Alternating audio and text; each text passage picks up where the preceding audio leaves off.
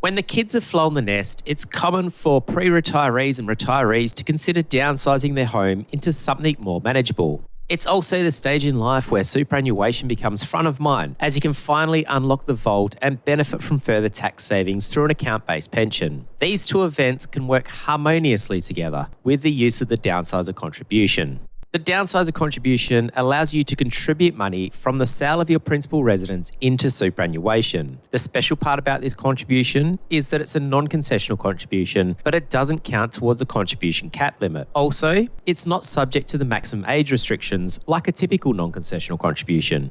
You can contribute up to a maximum of $300,000 per person, so that's $600,000 for a couple, into superannuation under the Downsizer contribution. Combine this with non-concessional and concessional contributions, it's possible to get $690,000 or $1.38 million as a couple into superannuation in a single financial year. Please note these numbers are based on the 2023-24 financial year cap limits. To be eligible to utilise the Downsizer contribution, there are a number of eligibility requirements that you need to meet. This includes the following. 1.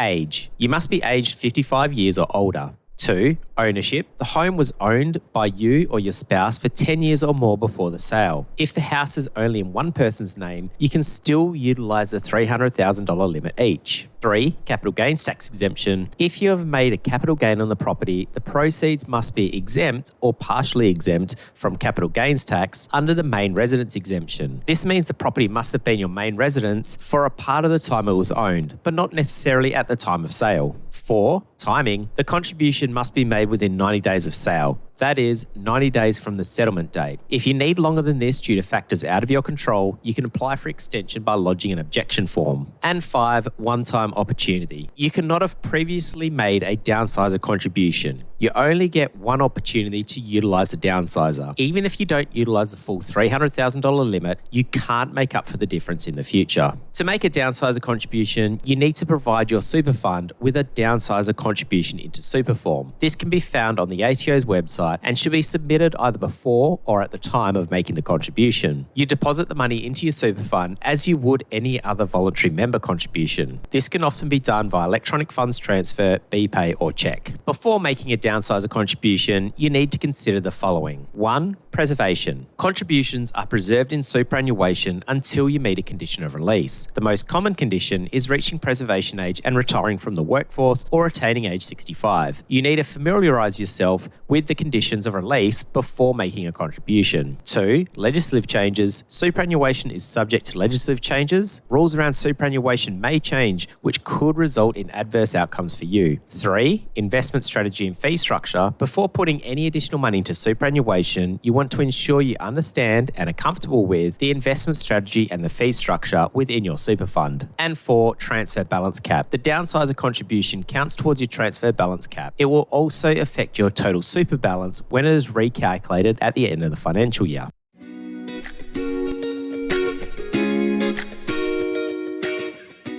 Here at Guided Investor, the Downsizer contribution comes into play in phases 3 and 4 of the wealth creation process when we are setting up clients for their retirement. It is a particularly useful strategy where there are significant assets to transfer into a tax-free account-based pension, as it allows an additional $300,000 to be contributed on top of the standard cap limits. If you think making a Downsizer contribution is an appropriate strategy for you, we strongly recommend you speak with your financial advisor. They can help assess the appropriateness for your particular situation. Please note, the information contained here is general in nature only and does not take into consideration your objectives, financial situation or needs. As legislation is constantly changing, the accuracy of this information is only current as at the time of recording. Before relying on the information, you should check to see if the content is still relevant.